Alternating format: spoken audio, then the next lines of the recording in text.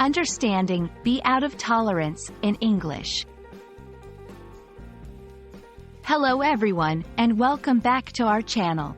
Today, we're diving into an interesting phrase that often pops up in technical and everyday contexts. Be out of tolerance. It's a bit of a mouthful, but don't worry. By the end of this video, you'll not only understand what it means but also how to use it correctly in a sentence. So, let's get started. First, let's break down the phrase, be out of tolerance. At its core, this expression revolves around the word tolerance, which refers to the acceptable range or limit of variation.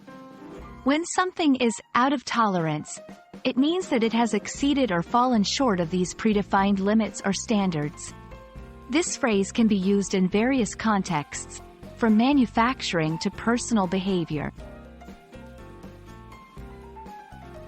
Manufacturing and engineering. In manufacturing and engineering, be out of tolerance is frequently used to describe parts, products, or processes that do not meet the required specifications.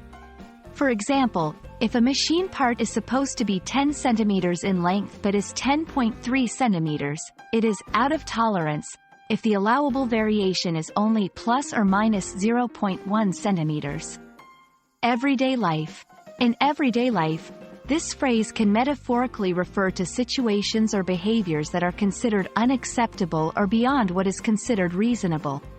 For example, if someone's behavior is excessively loud or disruptive in a quiet library, you might say their behavior is out of tolerance for the library's standards.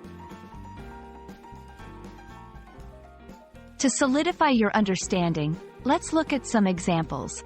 The component was out of tolerance, so we had to reject it during the quality control process. After reviewing the project's timeline, we found that the delays were out of tolerance and needed immediate attention. His patience was out of tolerance after hours of waiting in line. And there you have it. You now know what "be out of tolerance" means and how to use it both technically and metaphorically. It's a useful phrase that can help describe situations where limits are exceeded or not met.